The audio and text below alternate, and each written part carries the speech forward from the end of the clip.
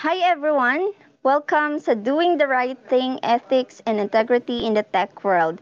Ako si Jen at kasama ko ang mga co-host ko na sina Ken, Migs at Casey. So, we are fourth year graduating computer science students from NBS College. And today, pag-usapan naming apat ang ethical theories at kung paano ito na-apply sa computing world. So, ready na ba kayo guys?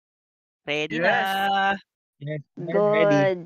Good. Okay, so para sa ating mga listeners naman, ang goal natin sa episode na ito ay bigyan kayo ng mas malinaw na understanding sa apat na ethical theories.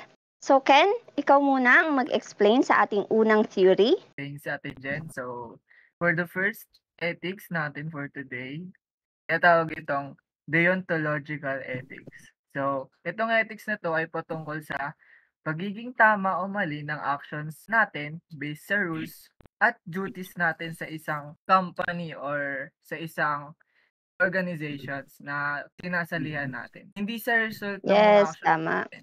Tama.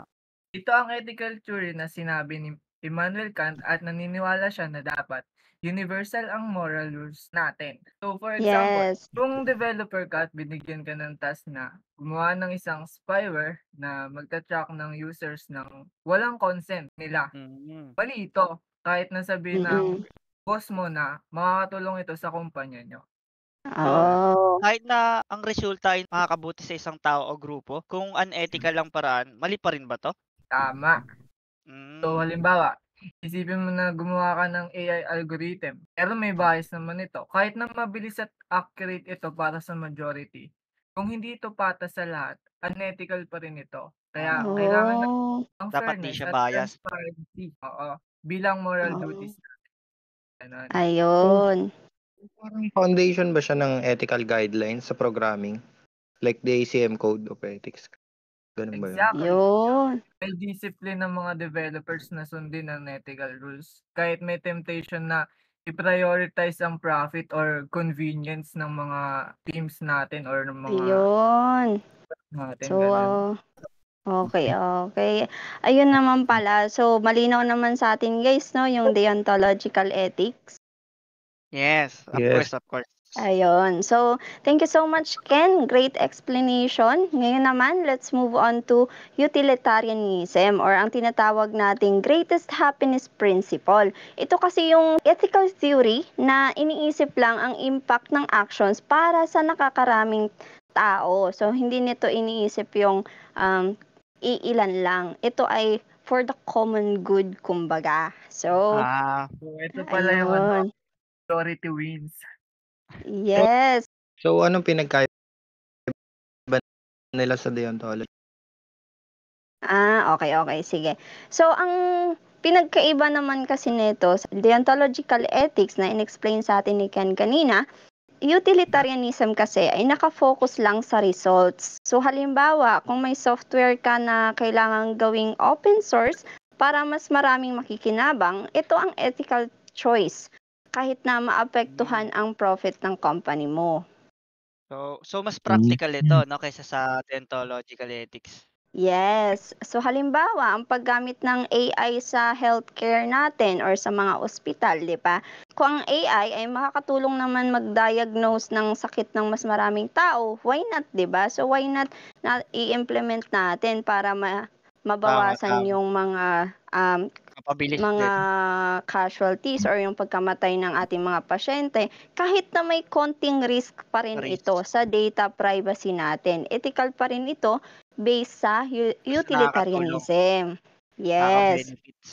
Pero paano Okay. naman kung ang decision nito ay may konting negative or impact sa minority na na disregard, Society. ganun. Okay. So, as what I've said kanina, Ken, ayun kasi yung parang criticism sa theory na to. Hindi nito laging napapansin yung mga lowest group or yung mga hindi naman ganun ka important. So, mas iniisip pa rin nito yung common good. Kaya kailangan pa rin ng balance sa pag-apply ng prinsipyong ito. Tama. So, So, gets majority naman? wins talaga. Gets. Ayun, Mm. so malinaw Oh, naman sa inyo ang ethics na 'to. Yes, So, Yes, yes. ayun.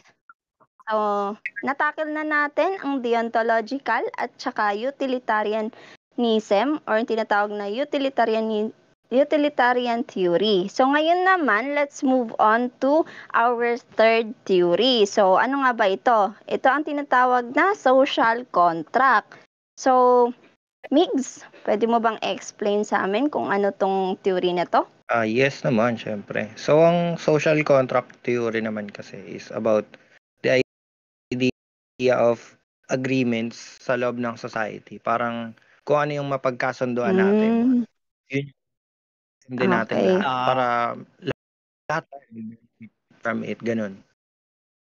Mutual benefit nila, no? So, parang mga privacy policies online like Twitter and Facebook, no? Oo, Yes. syempre. Kapag nag-sign in ka sa isang app, 'di ba, pumapayag ka sa terms and conditions nila. Yung Ah, kahit sobrang Tama. haba nun. da- Pero dapat fair pa rin sa mga ah, developers. Hindi pwedeng both parties dapat mag-agreement sa isang no, policy. Yes. agreement siya kasi. What Thank you. happens naman kung hindi sinunod ng company mo yung social contract ng clients nyo? Syempre, pagka di sinunod, 'di ba, magkakaroon ng distrust.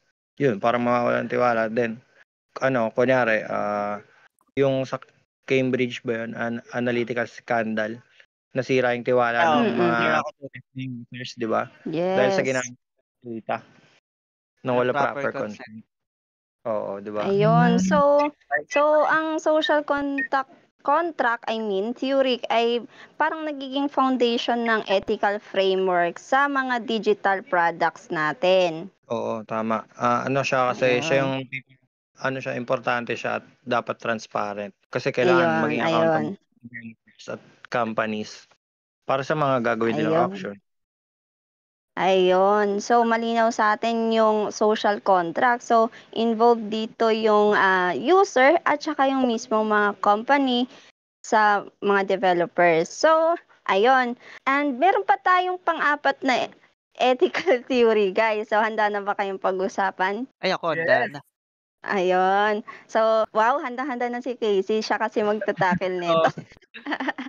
Ayun. So, ang galing lang ng discussion natin so far, 'di ba? Parang marami kang natutunan at saka na-review, no? So, let's Mm. now talk about virtue ethics. So, Casey, take it away. Yan. Thanks, Ate Jen. So, now naman is, I will talk about the virtue ethics, no? Virtue ethics ay isang unique kasi nakapokus ito sa character at moral virtues natin. And Mhm. tanong dito palagi sa virtue ethics is, ano ang dapat kong gawin para maging makabuti at responsable? Ayun. So, yun, parang hindi siya naka-base sa rules or outcomes. Oo, hindi siya naka-base kasi ang virtue ethics is parang personal guide mo siya. Kumbaga, Mm. personalidad mo siya bilang isang tao. Kung anong Moral gagawin, guide, ganon. parang dignidad mo kung anong gagawin mo. So, Yeah. halimbawa Parang kung Ayan. ano nito, perspective. yung Kung ano kung yung anong gagawin mo, naiisip parang ikaw yun. Di mo mm, na Yes. bilang isang tao. mapapamata ng ibang tao. So, Yes.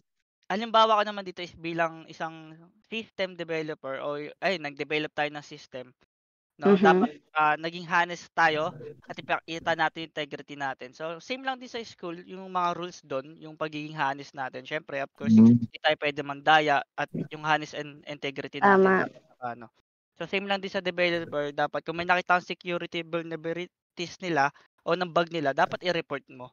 Ayun. Talaga. Wag lang natin basta-basta hayaan kasi magkaroon ng risk. Tama ba? Oo. Ayun. Kumbaga, parang be the change you want to see. Ganon. Wow, lalim Ayan. naman Ay, yan. lalim naman nun. Wow.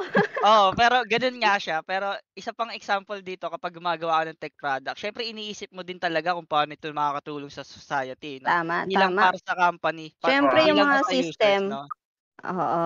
Mga system kasi ginagawa naman natin yan para mas mapadali yung mga buhay ng tao eh.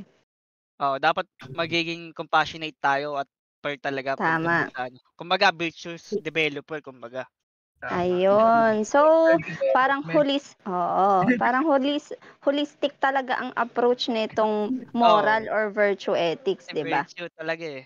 Exactly, talaga siya. It's not just about what you do, it's about who It's you are as about person talaga. And ay nakita ko lang sa Google 'yan. Tama, grabe Lalim namang ah. lalim naman ng quote na yon, may Lalalim naman. pinaghugutan. At syempre, wag lang natin basta-basta ano yon. Wag lang natin basta-basta basahin. Dapat i-apply Mm. din natin, 'di ba? At pakatandaan since tayo ay mga aspiring IT professionals. So, 'di ba?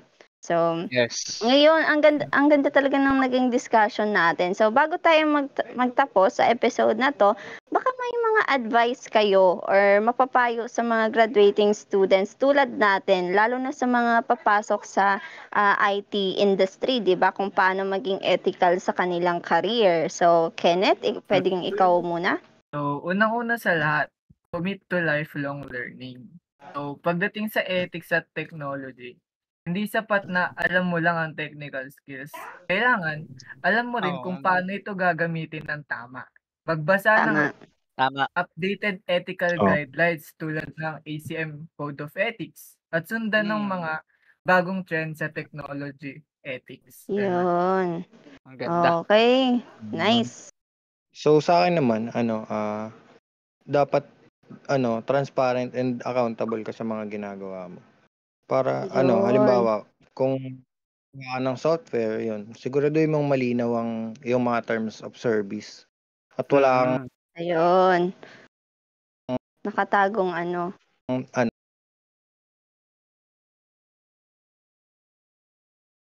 Ayan. Hello, Mix. nakatagong wala Eh. nagpatanggap. Okay. Sige. Malinaw sa atin, no? So, ikaw naman, Casey. Medyo parang nawala-wala si Mix doon, pero ayun nga, due to internet Naintindihan connection. naman natin yung gusto niyang sabihin, Oo. 'di ba? Ayun. Sa Sige. akin naman is more on practice empathy talaga and fairness eh.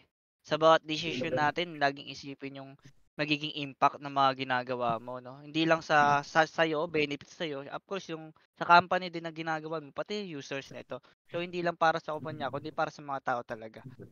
Tama. Ayun. So, guys, ang masasabi ko lang naman is prioritize lang natin yung integrity over shortcuts. So, kasi, di ba, sabi nga nila, there is no shortcut sa success. So, ganito Oo. din sa ating IT field. Kapag minadali kasi natin, ay madalas na nagkakamali. So, kapag nasa industry na Daming error. tayo, or yung ibang mga listeners natin, kapag sa industry na kasi tayo, maraming temptations. So, pabilisin ang proseso, pagandahin ang metrics, at mag-compromise para lang sa kita, di ba? Pera-pera na nga lang daw, Kapag sabi nila. Pero Oo. tandaan natin na ang tunay na success ay dapat long term. So, at hindi lang nasa resulta, kundi sa pagiging tapat at tama. At saka kumbaga legacy kasi yun. Di ba? So, Tama. ayun. And ang pagiging ethical ay hindi lang responsibilidad. Isa itong commitment sa paggawa ng tama kahit mahirap o hindi popular. Ayun, tama. Oo nga. At saka sa mabilis na pagbabago ng tech industry natin, ang ethics pa rin dapat yung magsisilbing compass natin. Yes, I agree. Pati Yeah. bilang future tech leaders natin, nasa atin talaga obligasyon eh. Na gawing mas makatao talaga, patas at makakabuti sa teknolohiya para sa lahat talaga. Hindi lang ng iilan, di ba, Casey? Ayun. Tama. So, ganda ng mga naging topic at saka Topic naging natin. takeaways natin for today's episode, no? So, thank you so much, guys. At para sa ating mga listeners, tandaan na gawin ang tama hindi lang dahil kailangan, kundi dahil ito ay nararapat. So, Lalim with that, kita-kits ulit sa ating susunod na episode and paalam. Bye! Bye! Bye, everyone!